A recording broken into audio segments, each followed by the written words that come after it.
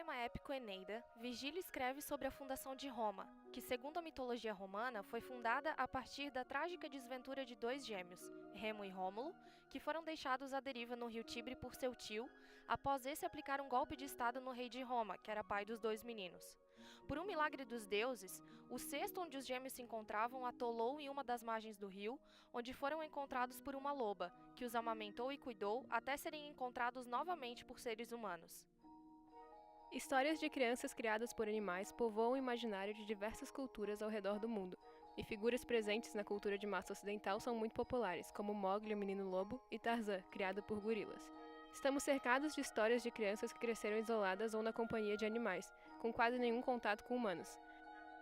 Essas são as chamadas feral children, ou crianças selvagens. Os casos de crianças selvagens já foram documentados diversas vezes ao longo da história, tornando difícil separar o real do imaginário. Através da análise desses casos, muitos estudiosos investigam como a convivência influencia na capacidade de comunicação, formação e desenvolvimento da linguagem. Grande parte de nosso sistema cognitivo e sensorial é robusta, mas há alguns aspectos, como a linguagem, que têm seu desenvolvimento muito dependente do ambiente em que crescemos e das pessoas com as quais nos relacionamos. A teoria gerativista de Chomsky propõe que somos geneticamente equipados para adquirir uma língua, porém precisamos de estímulo externo para que nosso traquejo linguístico aflore. Esses estímulos, portanto, seriam chamados input e o produto linguístico da criança seria o output. A esse sistema gramatical inato, Chomsky chama gramática universal, que pode ser acionada durante o chamado período crítico, quando a capacidade linguística da criança é mais maleável. Por isso, se exposta a estímulos de diferentes línguas, é muito provável que ela venha adquirir mais de uma língua. O gerativismo de Chomsky surgiu como uma resposta contrária à teoria behaviorista, que atribuía a aquisição da linguagem como algo estritamente externo e social. Ou seja, as crianças eram consideradas tábuas rasas, desprovidas de qualquer conhecimento linguístico, que aprendiam a falar observando os adultos e imitando-os.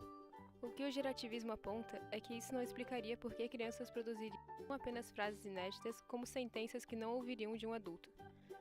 Um exemplo disso são os verbos irregulares do português.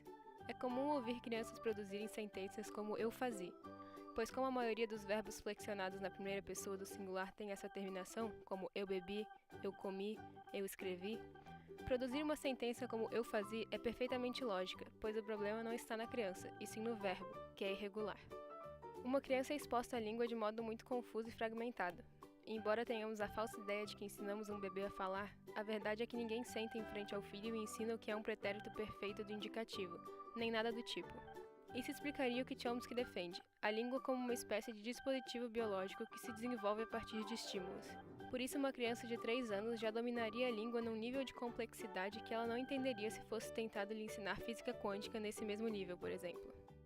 Sendo o ser humano um animal racional, a questão fundamental do gerativismo está na relação entre a língua e o pensamento. Essas crianças selvagens, portanto, não teriam tido a chance de receber estímulos mínimos para adquirir uma língua, tendo, portanto, sua capacidade cognitiva afetada. Em 1970, foi descoberta em Los Angeles uma menina de 13 anos que fora isolada num quarto pelo pai aos 20 meses de idade. Depois desse, receber um aviso médico de que a menina era relativamente lenta para sua idade, podendo vir a apresentar um atraso em seu desenvolvimento cognitivo. A menina, que foi chamada pelos pesquisadores de Jenny, quando encontrada pesava menos de 30 quilos e não conseguia andar ou controlar suas necessidades fisiológicas, e especialistas a diagnosticaram com um desempenho linguístico de uma criança de 18 meses.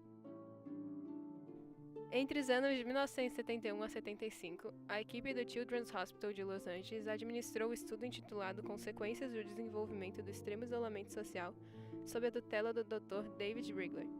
Durante o processo, demais membros foram anexados à equipe de investigação, como pesquisadores da Universidade da Califórnia de Los Angeles, UCLA, mais especificamente do Departamento de Pesquisas Linguísticas, como a doutora Susan Curtis. Houve ampla discussão, principalmente em círculos acadêmicos, sobre a relação entre o caso de Jenny e as hipóteses de Chomsky. A sua teoria inatista pode ser associada à história de Jenny, pois, ao ser privada da comunicação e interação, ela não tinha como aprender a formular frases ou períodos, mesmo que simples.